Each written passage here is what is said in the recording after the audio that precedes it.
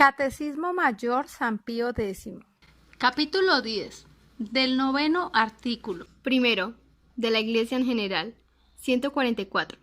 ¿Qué nos enseña el noveno artículo en la Santa Iglesia Católica, la comunión de los santos? El noveno artículo del credo nos enseña que Jesucristo fundó en la tierra una sociedad visible que se llama Iglesia Católica y que todos los que forman parte de esta iglesia están en comunión entre sí. 145. ¿Por qué después del artículo que trata del Espíritu Santo se habla inmediatamente de la Iglesia Católica?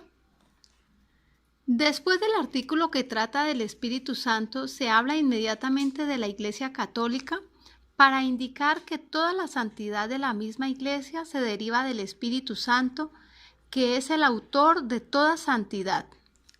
146. ¿Qué quiere decir esta palabra, iglesia? La palabra iglesia quiere decir convocación o reunión de muchas personas.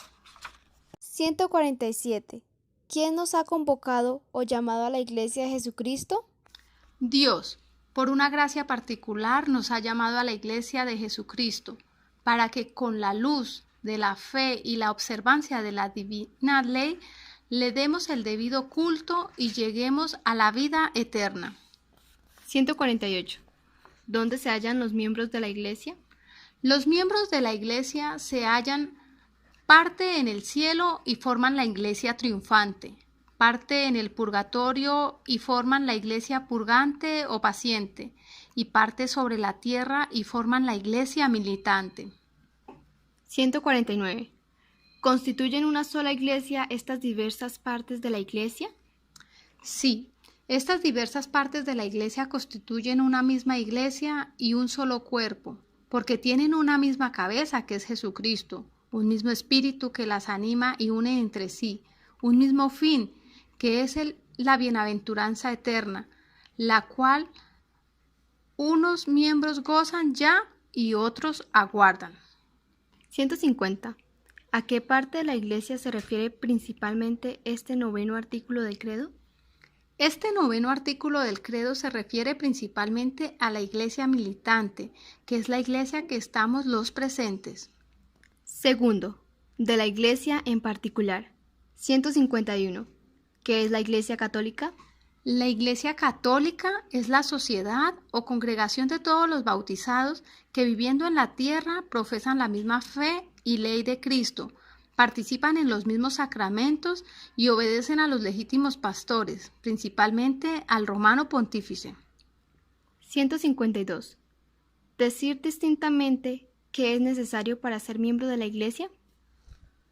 Para ser miembro de la Iglesia es necesario estar bautizado, creer y profesar la doctrina de Jesucristo, participar de los mismos sacramentos, reconocer al Papa y a los otros pastores legítimos de la Iglesia. 153. ¿Quiénes son los pastores legítimos de la Iglesia? Los pastores legítimos de la Iglesia son el romano pontífice, o sea, el Papa, que es un pastor universal, y los obispos. Además, con dependencia de los obispos y el Papa, tienen parte en el oficio de pastores los otros sacerdotes y en especial los párrocos. 154. ¿Por qué se dice que el romano pontífice es el pastor universal de la Iglesia? Porque Jesucristo dijo a San Pedro, primer papa: Tú eres Pedro, y sobre esta piedra edificaré mi iglesia, y te daré las llaves del reino de los cielos, y todo lo que atares en la tierra será atado en el cielo, y lo que desatares en la tierra será desatado también en el cielo.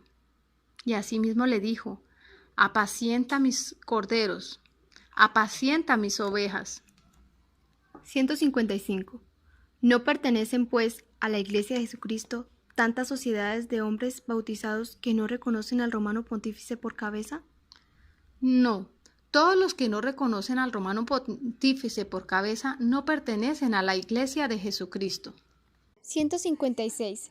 ¿Cómo puede distinguirse la Iglesia de Jesucristo de tantas sociedades o sectas fundadas por los hombres y que se dicen cristianas? Entre tantas sociedades o sectas fundadas por los hombres que se dicen cristianas, se puede fácilmente distinguir la verdadera Iglesia de Jesucristo por 4 notas, porque solo ella es una, santa, católica y apostólica. 157. ¿Por qué la iglesia verdadera es una? La iglesia verdadera es una, porque sus hijos de cualquier tiempo y lugar están unidos entre sí en una misma fe, un mismo culto, una misma ley y en la participación de unos sacramentos bajo una misma cabeza visible, el romano pontífice. 158. ¿No podría haber más iglesias? No, no puede haber más iglesias, porque así como no hay más de un solo Dios, una fe y un solo bautismo, así no hay ni puede haber más de una sola y verdadera iglesia. 159.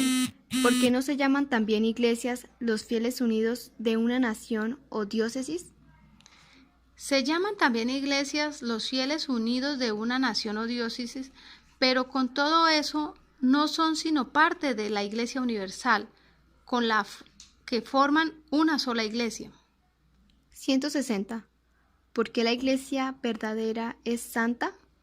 La iglesia verdadera es santa, porque santa es su cabeza invisible, que es Jesucristo. Santos muchos de sus miembros, santa su fe, su ley, sus sacramentos, y fuera de ella no hay ni puede haber verdadera santidad. 161. ¿Por qué la iglesia verdadera es católica?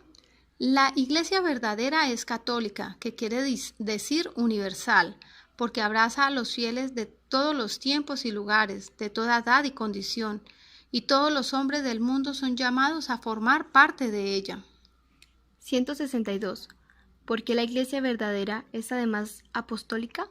La iglesia verdadera es además apostólica porque se remonta sin interrupción hasta los apóstoles, porque cree y enseña todo lo que ellos creyeron y enseñaron, y porque es guiada y gobernada por los pastores que legítimamente lo suceden.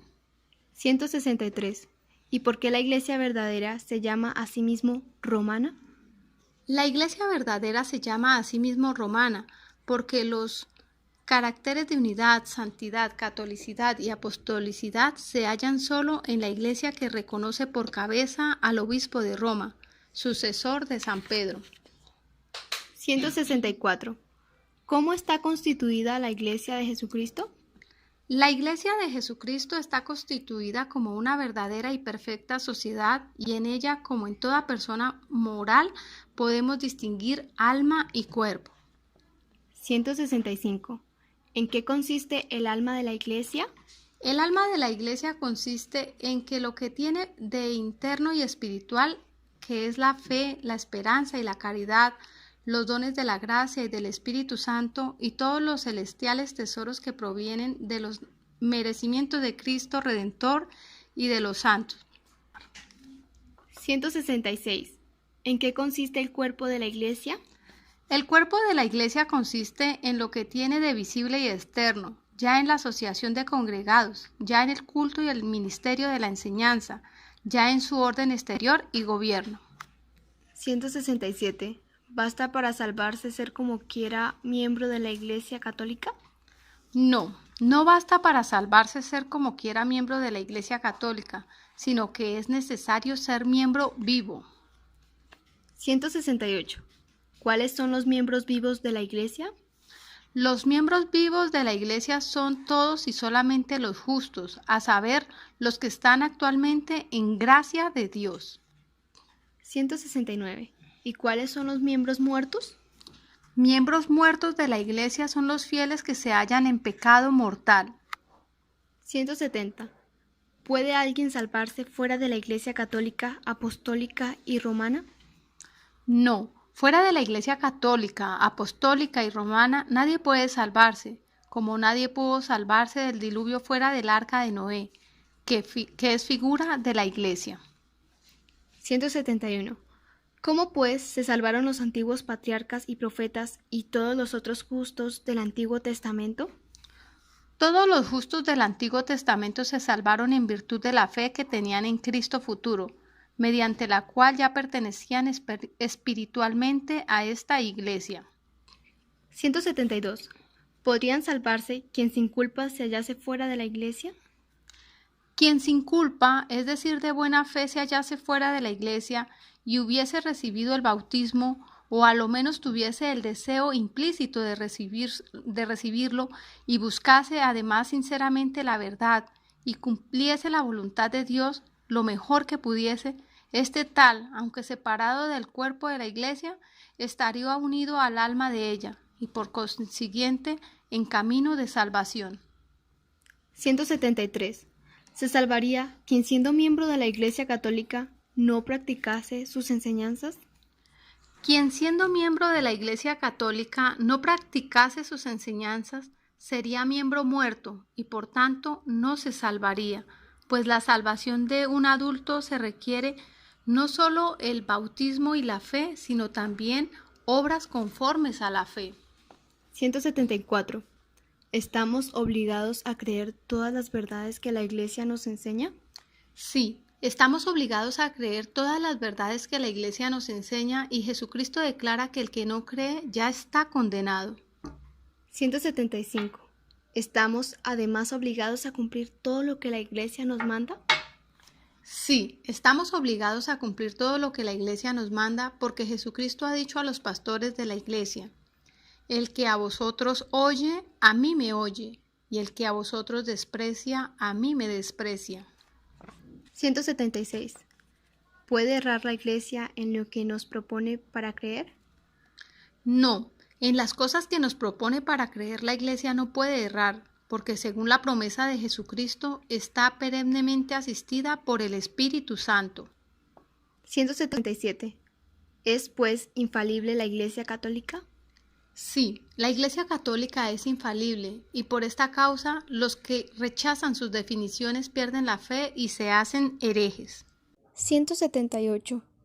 ¿Puede la Iglesia Católica ser destruida o perecer? No, la Iglesia Católica puede ser perseguida, pero no destruida ni perecer.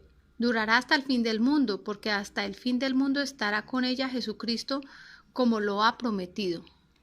179. ¿Por qué es tan perseguida la Iglesia Católica? La Iglesia Católica es tan perseguida porque también fue perseguido su divino fundador y porque reprueba los vicios, combate las pasiones y condena todas las injusticias y errores. 180. ¿Tienen los católicos otros deberes que cumplir con la Iglesia? Todo católico ha de profesar un amor sin límites a la Iglesia, estimarse por infinitamente honrado y feliz de pertenecer a ella, y procurar su gloria y acrecimiento por cuantos medios pueda. Tercero, de la Iglesia docente y de la Iglesia discente o enseñada. 181. ¿Hay alguna distinción entre los miembros que componen la Iglesia? Entre los miembros que componen la Iglesia hay una distinción notabilísima, porque hay en ella quien manda y quien obedece, quien enseña y quien es enseñado. 182. ¿Cómo se llama la parte de la Iglesia que enseña? La parte de la Iglesia que enseña se llama docente o enseñante. 183. ¿Cómo se llama la parte de la Iglesia que aprende? La parte de la Iglesia que aprende se llama discente o enseñada. 184. ¿Quién ha establecido esta distinción en la Iglesia?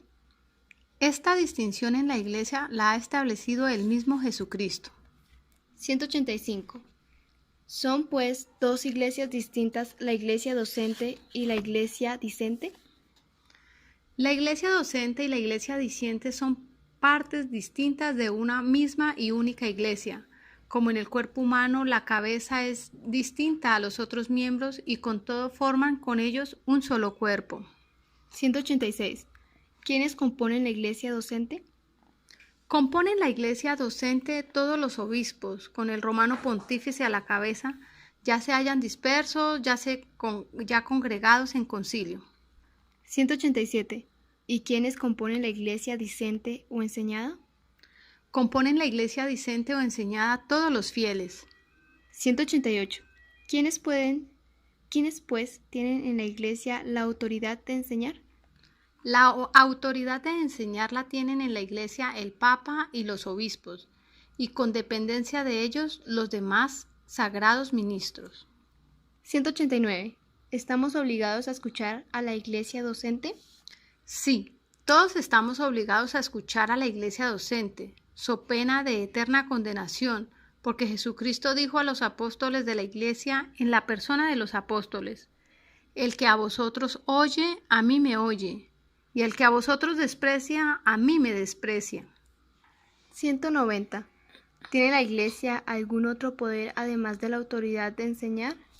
Sí, además de la autoridad de enseñar, tiene la Iglesia especialmente el poder de administrar las cosas santas, hacer leyes y exigir su cumplimiento. 191. ¿Viene del pueblo el poder que tienen los miembros de la jerarquía eclesiástica?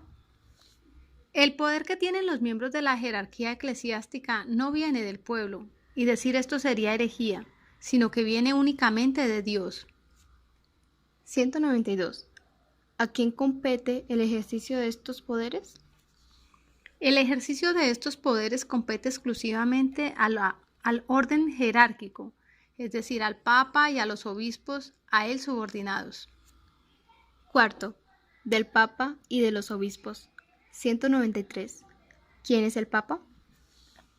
El Papa, a quien llamamos asimismo sumo pontífice o también romano pontífice, es el sucesor de San Pedro en la cátedra de Roma, vicario de Jesucristo y cabeza visible de la Iglesia. 194. ¿Por qué el romano pontífice es sucesor de San Pedro? El romano pontífice es sucesor de San Pedro porque San Pedro unió en su persona la dignidad de obispo de Roma y de cabeza de la Iglesia.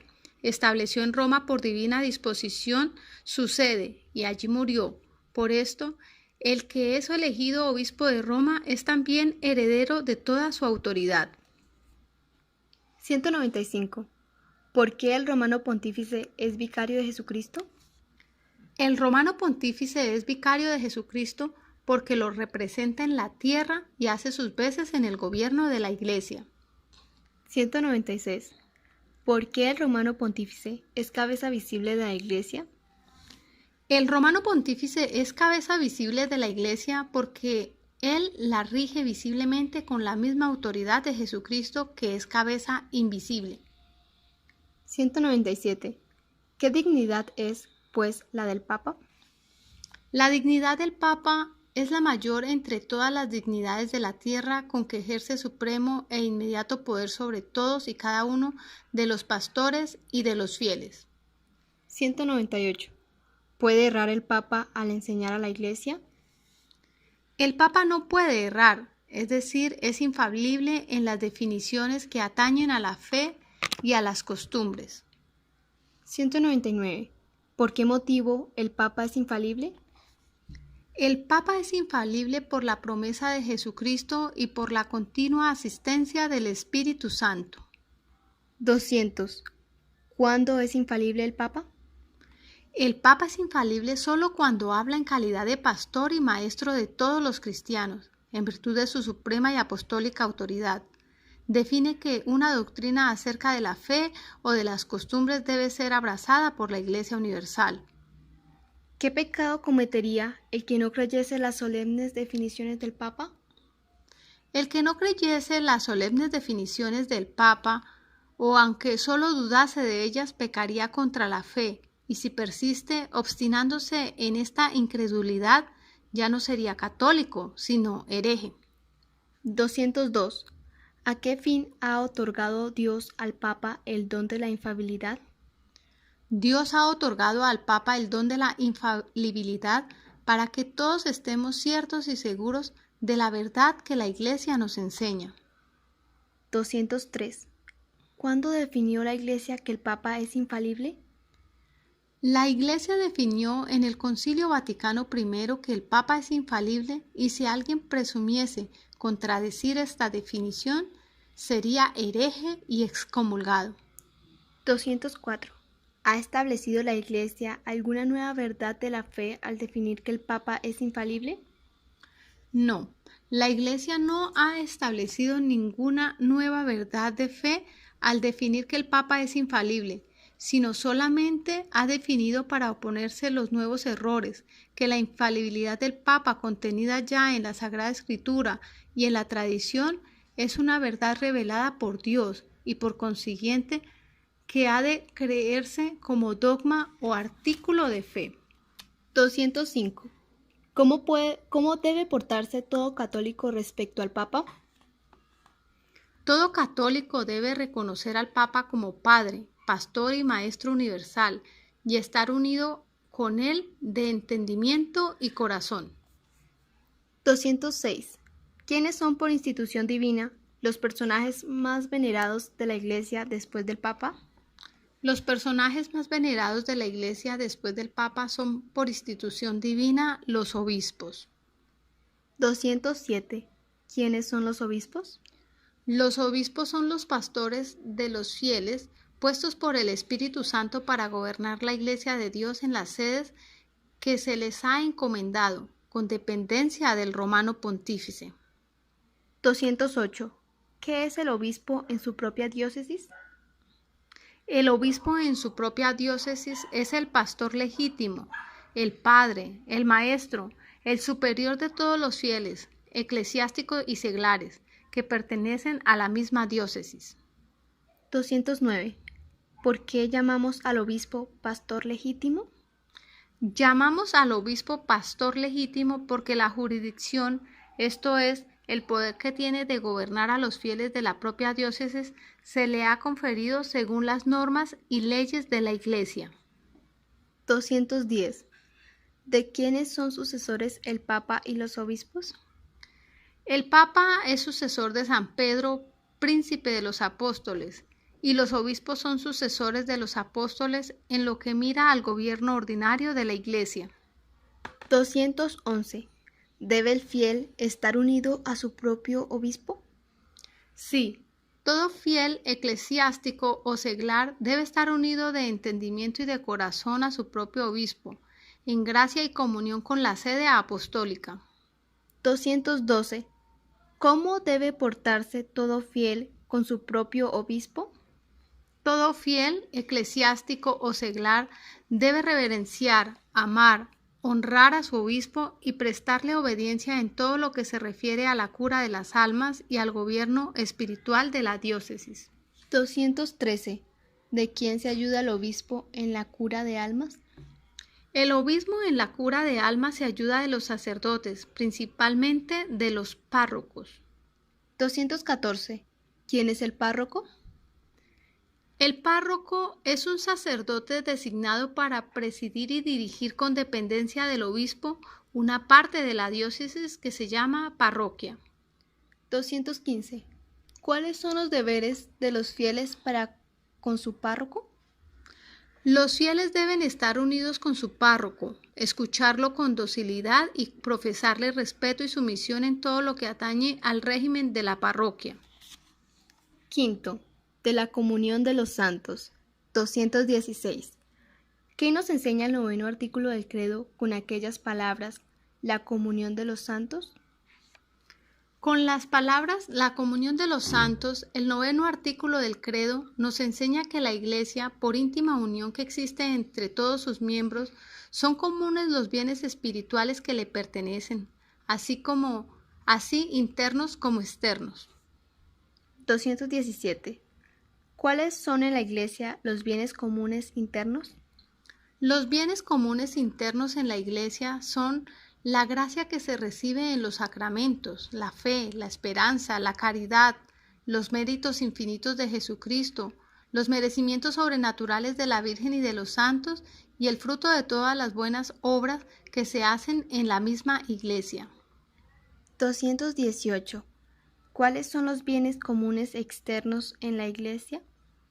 Los bienes comunes externos en la Iglesia son los sacramentos, el santo sacrificio de la misa, las públicas oraciones, las funciones religiosas y las demás prácticas exteriores que se unen a los fieles entre sí. 219. ¿Entran todos los hijos de la Iglesia en esta comunión de bienes? En la comunión de los bienes internos entran los cristianos que están en gracia de Dios, pero los que están en pecado mortal no participan de estos bienes. 220. ¿Por qué no participan de estos bienes los que están en pecado mortal? Porque la gracia de Dios, que es la que junta a los fieles con Dios y entre sí. Por esto los que están en pecado mortal, como no tienen la gracia de Dios, son excluidos de la comunión de los bienes espirituales. 221. Luego, ¿no perciben ninguna utilidad de los bienes internos y espirituales de la Iglesia los cristianos que están en pecado mortal? Los cristianos que están en pecado mortal no dejan de percibir alguna utilidad de los bienes internos y espirituales de la Iglesia que están privados, en cuanto conservan el carácter del cristiano, que es indeleble, y son ayudados de las oraciones y buenas obras de los fieles para alcanzar la gracia de convertirse a Dios. 222. ¿Pueden participar de los bienes externos de la Iglesia los que están en pecado mortal? Los que están en pecado mortal pueden participar de los bienes externos de la Iglesia con tal que no estén separados de la Iglesia por excomunión. 223. ¿Por qué los miembros de esta comunión, tomados en conjunto, se llaman santos? Los miembros de esta comunión se llaman santos porque todos son llamados a la santidad y fueron santificados por medio del bautismo, y muchos de ellos han llegado ya a la perfecta santidad. 224. ¿Se extiende también al cielo y al purgatorio la comunión de los santos? Sí, la comunión de los santos se extiende también al cielo y al purgatorio, porque la caridad une las tres iglesias, triunfante, purgante y militante. Los santos ruegan a Dios por nosotros y por las almas del purgatorio, y nosotros damos honor y gloria a los santos, y podemos aliviar a las almas del purgatorio aplicándoles en sufragio misas, limosnas, indulgencias y otras buenas obras. Sexto, de los que están fuera de la Iglesia. 225. ¿Quiénes son los que no pertenecen a la comunión de los santos? No pertenecen a la comunión de los santos en otra vida los condenados, y en esta los que están fuera de la verdadera Iglesia. 226. ¿Quiénes están fuera de la verdadera Iglesia? Está fuera de la verdadera Iglesia los infieles, los judíos, los herejes, los apóstatas, los cismáticos y los excomulgados. 227. ¿Quiénes son los infieles?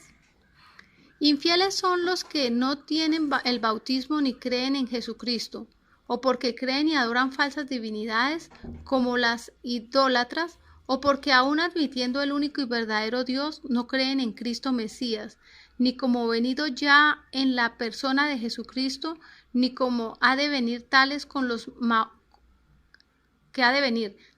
los maometanos y otros semejantes. 228. ¿Quiénes son los judíos?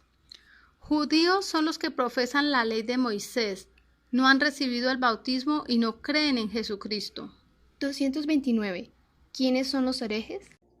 Herejes son los bautizados que rehúsan con pertinacia creer alguna verdad revelada por Dios y enseñada como de fe por la Iglesia Católica. Por ejemplo, los arrianos, los nestorianos y las varias sectas de los protestantes.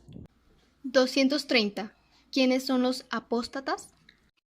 Apóstatas son los que abjuran, esto es, niegan con acto externo la fe católica que antes profesaban. 131. ¿Quiénes son los cismáticos? Cismáticos son los cristianos que sin negar explícitamente ningún dogma se separan voluntariamente de la Iglesia de Jesucristo, esto es, de sus legítimos pastores. 232. ¿Quiénes son los excomulgados? Los excomulgados son aquellos que por faltas gravísimas son castigados por el Papa o por el obispo con la pena de excomunión, en cuya virtud son como indignos, separados del cuerpo de la Iglesia que espera y desea su conversión. 233. ¿Se debe temer la excomunión? La excomunión se debe temer grandemente, porque es la pena más grave y más terrible que puede imponer la Iglesia a sus hijos rebeldes y obstinados. 234. ¿De qué bienes quedan privados los excomulgados? Los excomulgados quedan privados de las oraciones públicas, de los sacramentos, de las indulgencias, y después de la sentencia condenatoria o declaratoria también de sepultura eclesiástica. 235. ¿Pueden ayudar en alguna manera a los excomulgados?